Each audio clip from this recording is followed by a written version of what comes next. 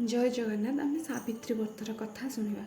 बंदई देव नारायण अनादि परम कारण जगत हिते देह धरी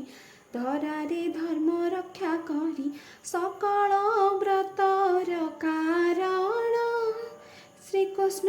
स्वयं भगवान कृष्ण को युधिष्ठिर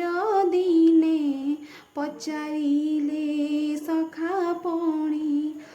तुही हे जगत को साई जगत हिते दया बही किनर कि व्रत कले नारी माने होइबे सुखी सबुदिने शंखा सिंदूर ब्रज हेब कोଳରେ शिशु खेलुथिब सौभाग्यवती धनवती हेबे से प्रतिव्रता सती बधव दशा न भोगिबे मरणे स्वर्ग प्राप्ति हेबे धर्मराजांक वाक्य शुणी हसी कहती चक्रपाणी सधवा नारी मानकर सकल व्रत मध्ये सार सावित्री व्रत अटे सेही से कथा शुण मन देई ज्येष्ठ मासर कृष्ण पक्ष अमावास्याକୁ कर लक्ष्य सावित्री उवासटी सेही से दिन ए व्रत हुई व्रतर फल स्वरूप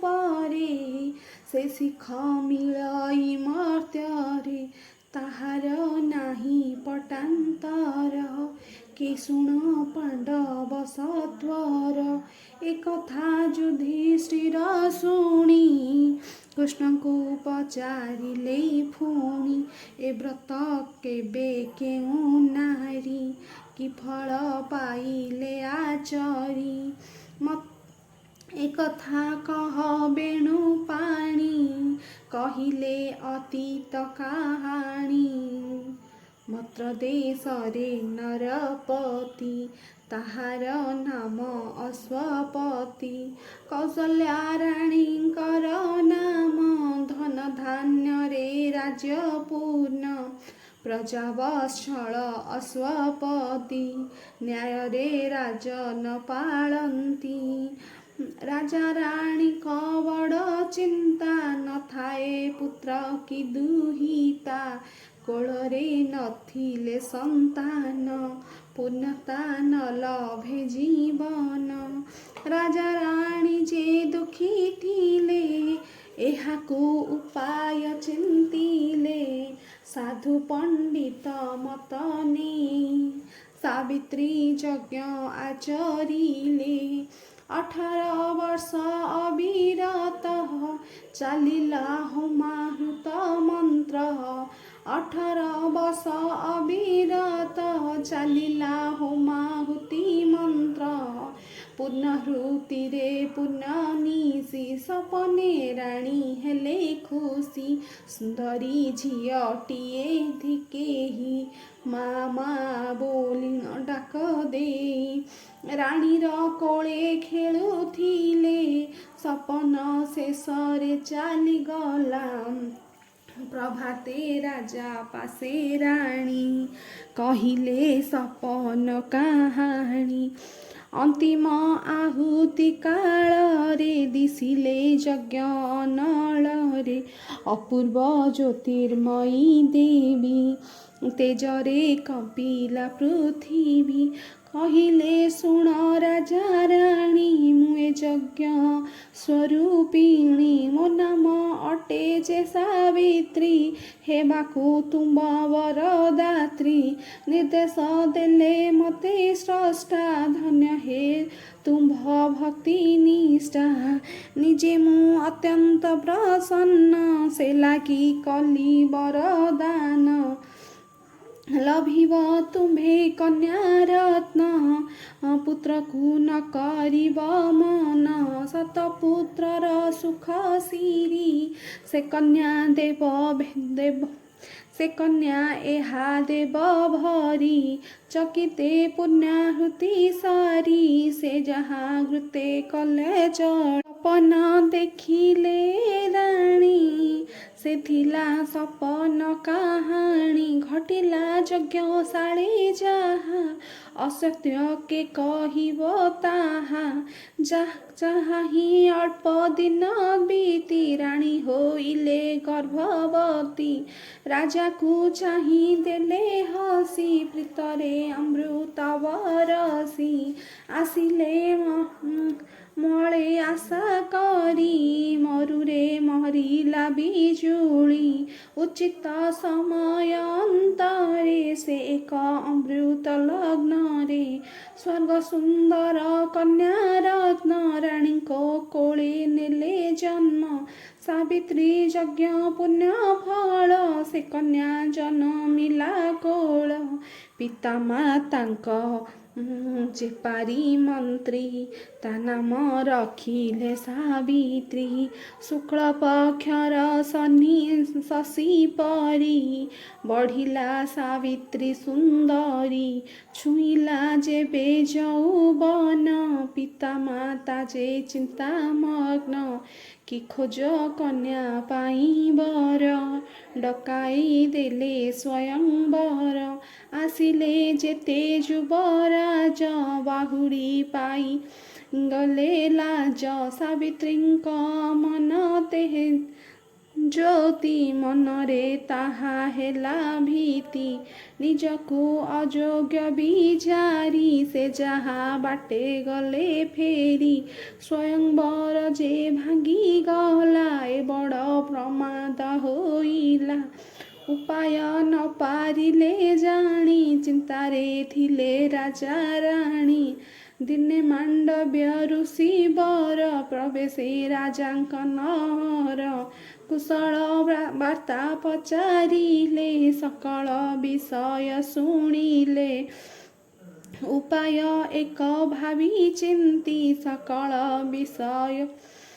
एक उपाय एक भावी चिंती कहिले शुण अश्वपति निजर स्वामी निजे बाछि कहिब तुमको सावित्री दिन बहिब अनुमति सावित्री खोजु निज पति राजा जे अनुमति देले विहित आयोजन कले सखी मानकु संगे धरी रथरे चलिले सावित्री भूमिनगर गिरिवर देखिले रम्य तपोवर से तपोवन आश्रम रे ऋषि तपस्वी गहन रे थिले युवक जणे केही देवसुलभ रूप होई तपोवन जे तपोधन तेजरे सम्भ्रत लक्षण देखि जे युवक मणि को प्रीति छुईला सावित्री को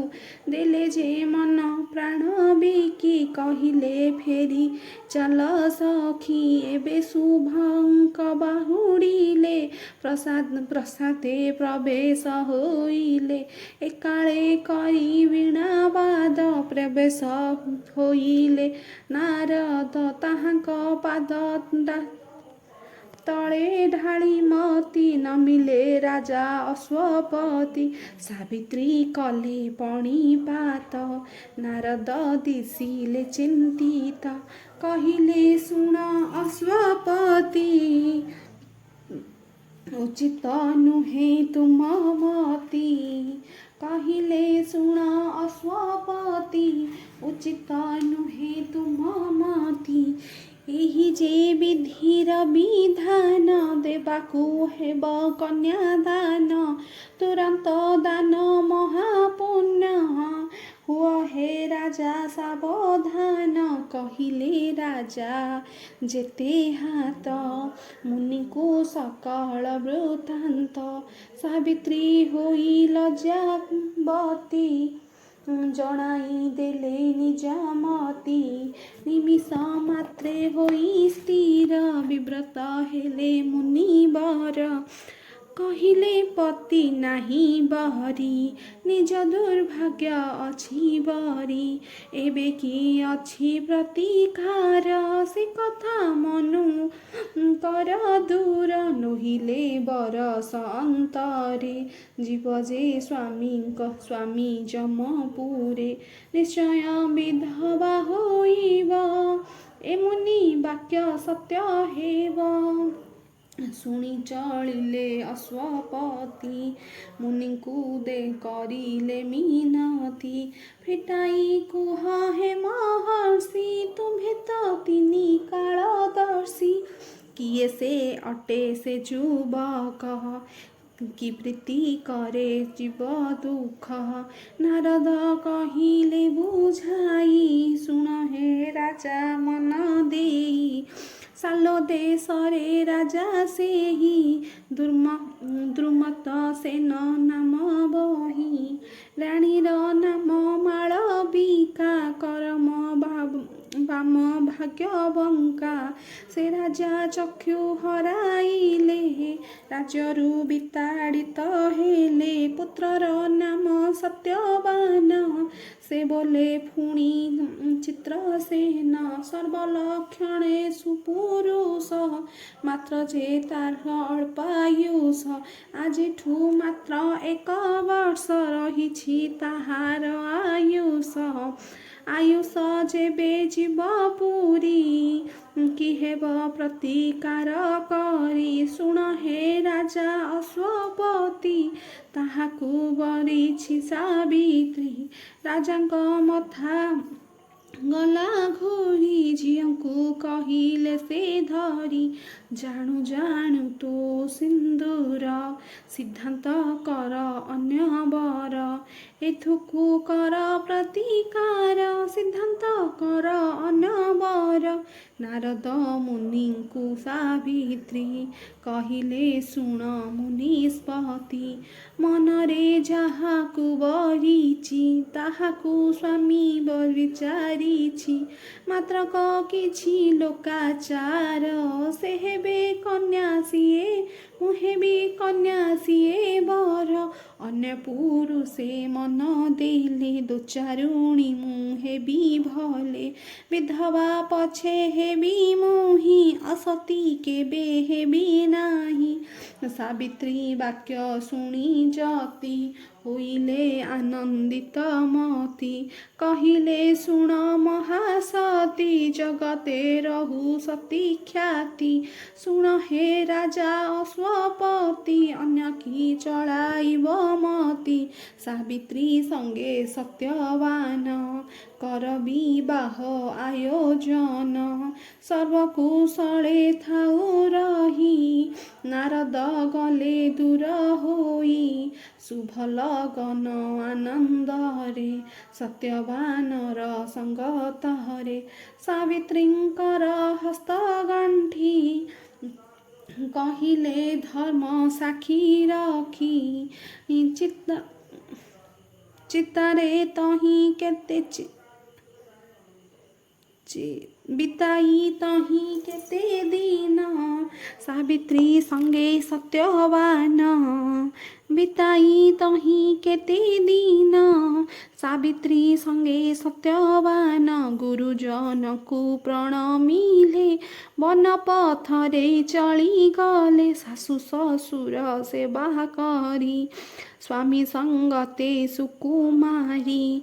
ଆନନ୍ଦେ ଦିନ ବିତାଇଲେ ସ୍ନେହ ପ୍ରେମରେ ବୁଡ଼ିଗଲେ ଆନନ୍ଦେ ଦିନ ବିତାଇଲେ ସ୍ନେହ ପ୍ରେମରେ ବୁଡ଼ିଗଲେ ଏମିତି କିଛି ଦିନ ଗଲା ଶେଷରେ ସମୟ ଆସିଲା ନାରଦ ଯାହା କହିଥିଲେ ସାବିତ୍ରୀ ମନେ ରଖିଥିଲେ ରହିଲେ ଆଉ 4 ଦିନ ମୃତ୍ୟୁ ଲଭିବେ ସତ୍ୟବାନ ସତୀ ନାରୀର ପ୍ରଭୁ ସାହା ବିପଦେ ବନ୍ଧୁ ଚଉବାହା ସୂର୍ଯ୍ୟ ଚନ୍ଦ୍ର ନବଗ୍ରହ ମାନନ୍ତି ଯାର ଅନୁଗ୍ରହ, ସେ ପ୍ରଭୁ ଜୀବର ରକ୍ଷକ, ଜନ୍ମ ମରଣ ନିୟନ୍ତକ। ଚିତ୍ତେ ସାବିତ୍ରୀ କରି ଧ୍ୟାନ, ପୂଜିଲେ ଲକ୍ଷ୍ମୀ ନାରାୟଣ। ବଣରୁ ଫଳ ମୂଳ ଆଣି, ସାବିତ୍ରୀ ଛଡ଼ାଇଲେ ପାଣି, ଦେଲେ ଯେ ବ୍ରାହ୍ମଣ ଭୋଜନ, ଦାନ ଦକ୍ଷିଣା ବିଧିମାନ। ସପରିବାରେ ଭୁଞ୍ଜାଇଲେ, ନିଜେ ସେ ଉପବାସ କଲେ, ତୁଣ୍ଡରେ ନଉଚାରି ପ୍ରଭୁ ନାମ, ଦେଲେ ବିତାଇ 3 ଦିନ। ତୁଣ୍ଡେ ଉଚାରି ପ୍ରଭୁ ନାମ, ଦେଲେ ବିତାଇ 3 ଦିନ। ଜ୍ୟେଷ୍ଠ ହୁଇଲା ଜ୍ୟେଷ୍ଠ ଅମାବାସ୍ୟା, ସାବିତ୍ରୀ ମୁଖେ ନାହିଁ ଭାଷା, କୁଠାର ହସ୍ତେ ସତ୍ୟବାନ, କହିଲେ ବନେ ଯିବି ଜାଣ। ସଂଗ୍ରହ କଲେ କାଠ ଭାର, ଚଳିବ ସିନା ଏ ସଂସାର। ଆଦେଶ କର ଏ ବାସିରେ,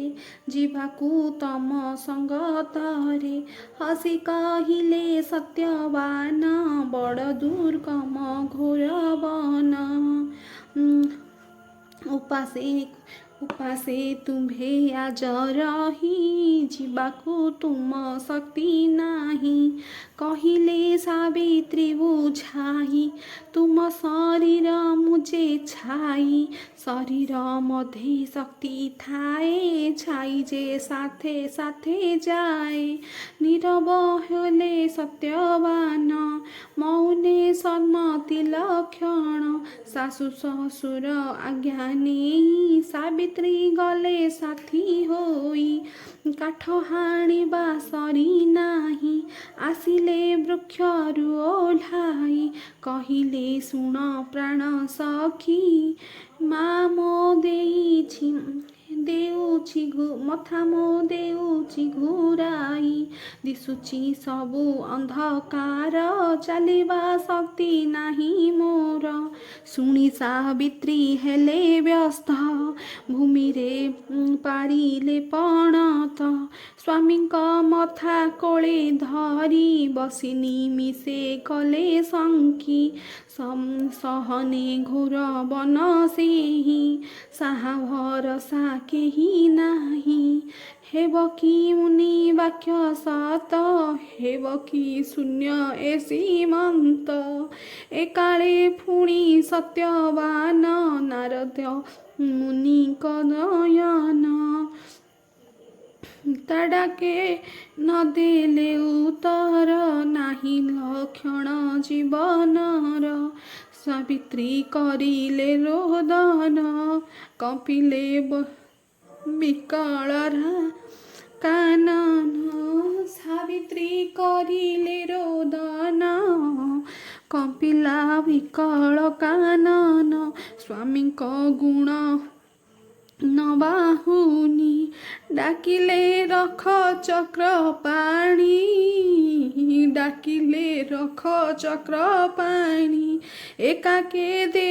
ଦେବ ମୂର୍ତ୍ତିଟିଏ, ହୋଇଲେ ଉଭା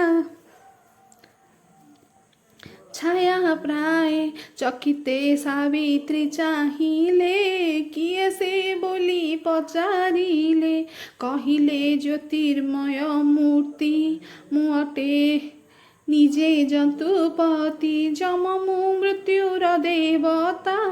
ଅସହ୍ୟ ମୋର ନିଷ୍ଠୁରତା। ଯାହାର ଆୟୁ ଶେଷ ହୁଏ, ପୁରକୁ ମୋର ଯାଏ ସିଏ। ପଠାଅ ମୋର 2 ଗଣ, ନିଏ ମୁଁ ତାକୁ ତତକ୍ଷଣ। ଯେହେତୁ ତୁମେ ମହାସତୀ,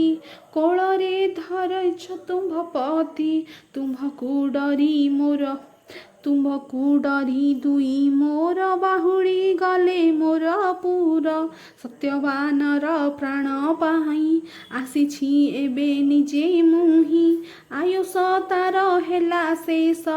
ନେବାରେ ମୋର ନାହିଁ ଦୋଷ ସାବିତ୍ରୀ କରିଲେ ମିନତି ଦୟା କର ହେ ଯତୁପତି ସ୍ୱାମୀଙ୍କ ପ୍ରାଣ ଗଲେ ନେଇ ବଞ୍ଚିବି କାହା ମୁହଁ ଚାହିଁ ଯମ କହିଲେ ଶୁଣ ସତୀ ଜନ୍ମ ଥିଲେ କି ମୃତ୍ୟୁ ଅଛି ସହଜେ ମୃତ୍ୟୁ ଦେବ ଚାହିଁ ଦୟାରେ ମାନେ ନ ଜାଣଇ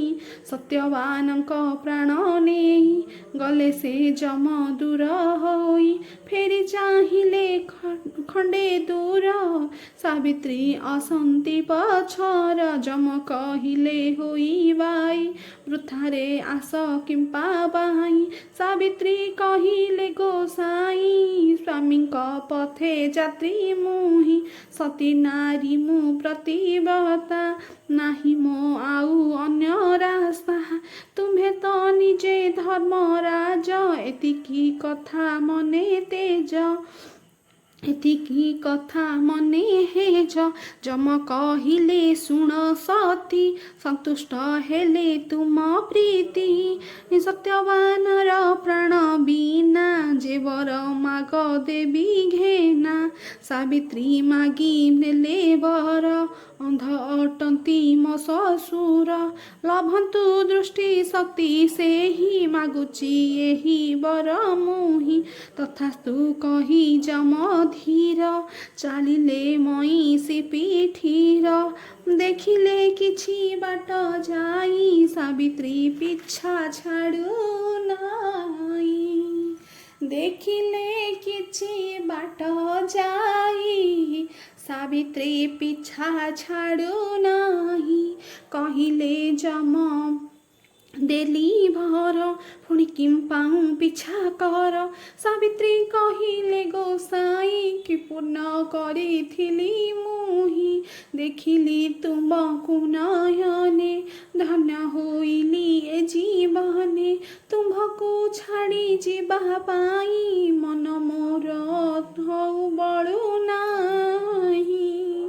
ସେ ପାଇଁ ଚାଲିଛି ମୁଁ ପଥେ ଦୋଷ ହେଉଛି କିମ୍ବା ମିଛେ ତୁମ୍ଭ ଆନନ୍ଦେ ଯମ ଦେବ କହିଲେ ବର ମାଗ ସତ୍ୟବାନର ପ୍ରାଣ ବିନା ଯେ ମୋର ମାଗ ଦେବି ଘେନା ସାବିତ୍ରୀ କହିଲେ ହେ ଦେବ ଶ୍ୱଶୁର ହେଉ ରାଜ୍ୟ ଲାଭ କଥା ତଥାସ୍ତୁ କହି ଯମ ଗଲେ ସାବିତ୍ରୀ ପୁଣି ପିଛା କଲେ ପଛକୁ ଚାହିଁ ଚାହିଁ ଯମ କହିଲେ ବଡ଼ ବିଷମ ଦେଲି ତୁମ୍ଭକୁ ଘେନି ବର କି ପାଇଁ ପୁଣି ପିଛା କର ବିନୟେ କହିଲେ ସାବିତ୍ରୀ ତୁମ୍ଭେ ଯେ ନ୍ୟାୟବନ୍ତ ଅଟେ ନ୍ୟାୟ ତ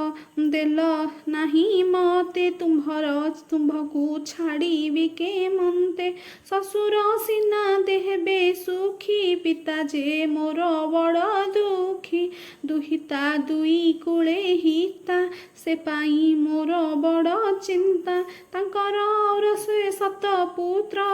ଜନ୍ମି ରଖନ୍ତୁ ବଂଶ ଗୋତ୍ର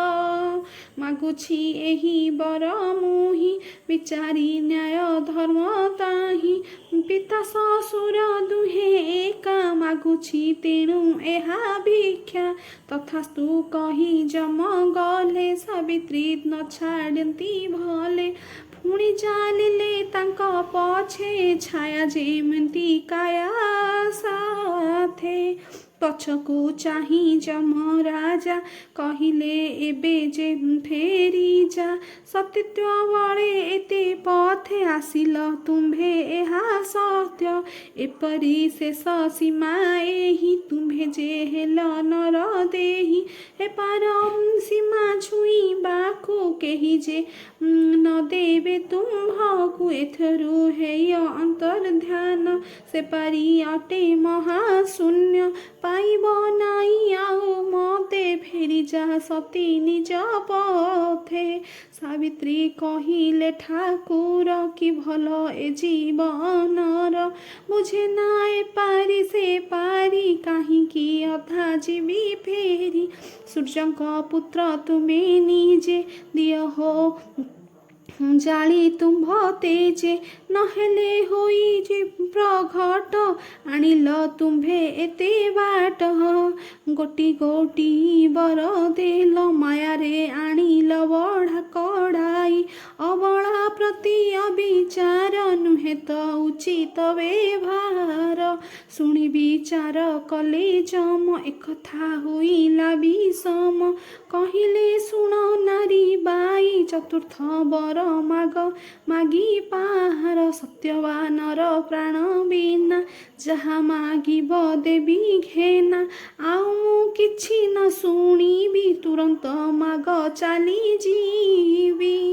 ଯମ ଯେ ହେଲେ ତରବର ସାବିତ୍ରୀ ମାଗି ଦେଲେ ବର, ସ୍ୱାମୀଙ୍କ ଅରସରୁ ମୋର ହୁଅନ୍ତୁ ଶହେ ଯେ କୁମାର। ତଥାସ୍ତୁ ବୋଲି ଯମ କହି ଚାଲିଲେ ଆଗକୁ ମୁହାଁଇ, ପଛରେ ଧାଇଁଲେ ସାବିତ୍ରୀ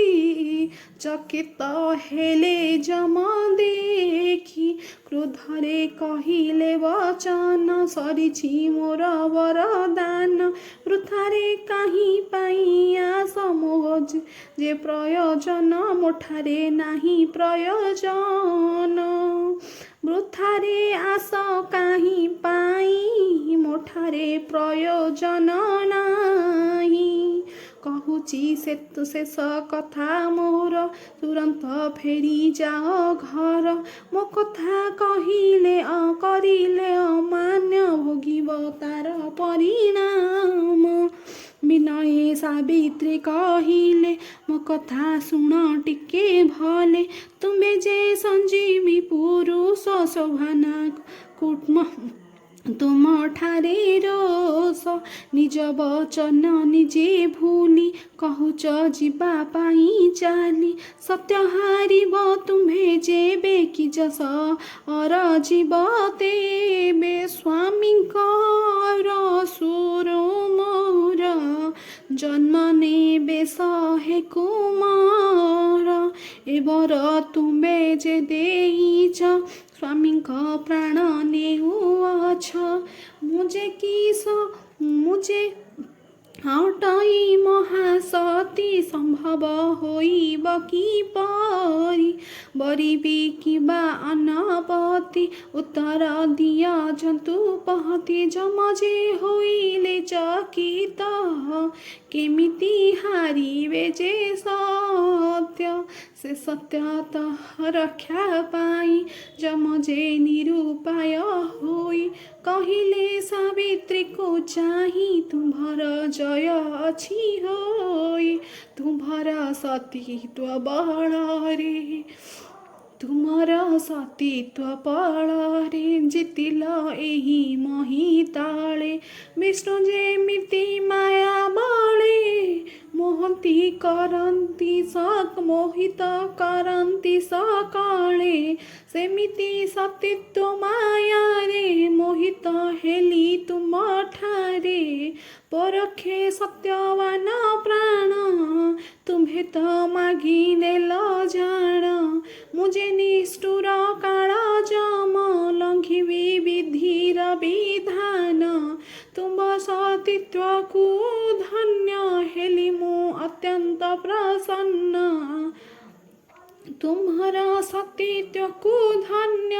ହେଲି ମୁଁ ଅତ୍ୟନ୍ତ ପ୍ରସନ୍ନ। ଖୋଲିଲି ଚର୍ମ ପାଶ ମୋର ଦୀର୍ଘାୟୁ ହେଉ ଦେଲି ବର। ନିଦ୍ରାରୁ ଯେ ମନ୍ତ ଉଠନ୍ତି ଉଠି ବସିବେ ତୁମ ପତି। ସତ୍ୟବାନର ମୋର ଦେହ ପ୍ରାଣ ଲଭିବ ପୁନରାୟ। ଏ ସ୍ଥାନେ ଯାଅ ବେଗେ ଚଳି ସ୍ୱାମୀକୁ ନିଅ କୋଳେ ତୋଳି। ସତୀ ପତ୍ନୀର ପରଶରେ ଫେରିବ ପ୍ରାଣ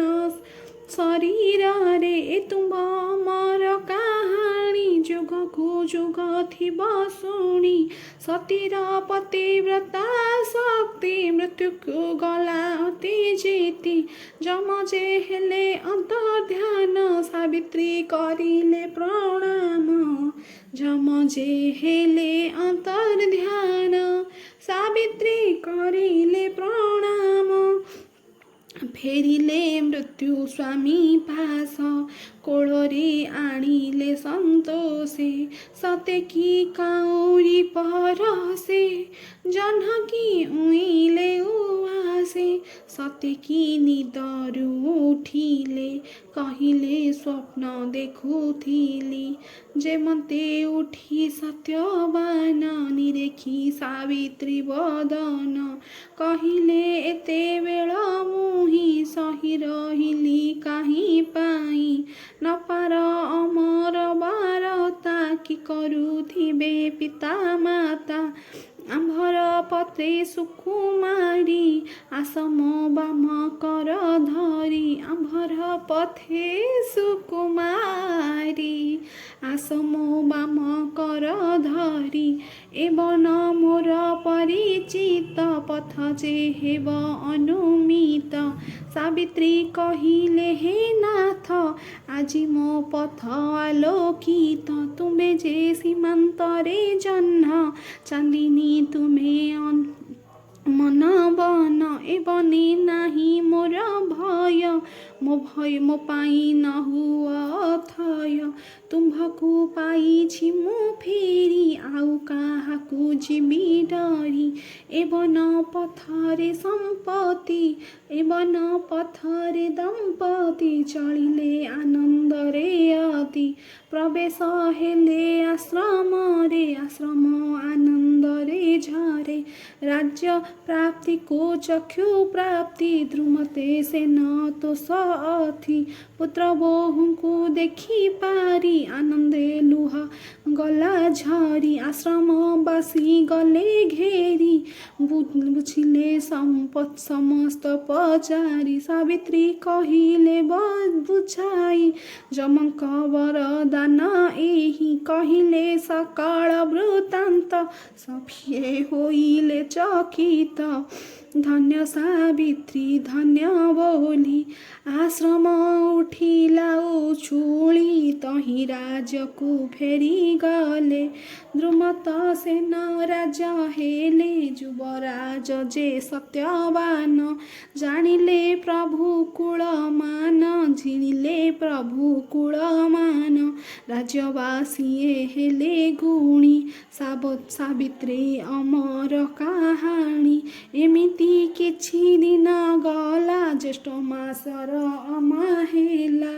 सुमरी लक्ष्मी नारायण सावित्री करिले विधान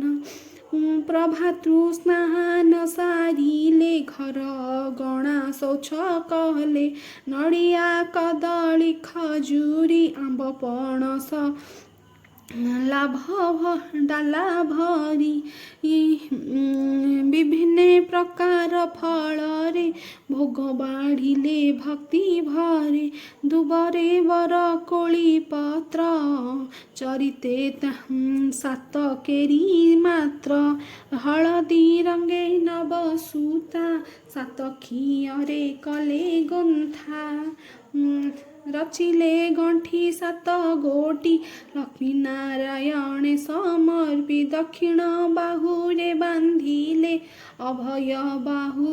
उटीर तुले शंखा सिंदूर नुआ साड़ी विप्रे गायत्री मंत्र पढ़ी देले जे ताहा मंतुराई सावित्री अंगे शोभा पाई स्वामी की समते गुरुजने प्रणाम करी शुद्ध मने सभी को प्रसाद बांटिले सुचिते फल आहार कहले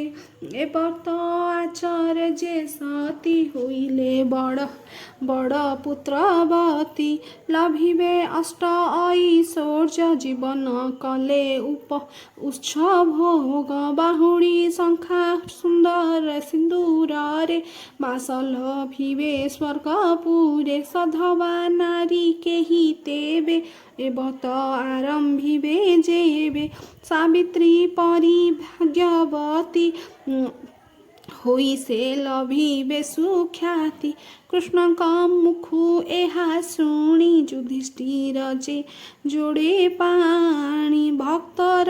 कले प्रणिपात भक्ति रे कले प्रणिपात संसारे ख्याति हेला व्रत सावित्री कथा व्रत इहि सर्वे शुणिबे मन देई सुमोरी लक्ष्मी नारायण हुलहुली जे देले जान सावित्री व्रत कथा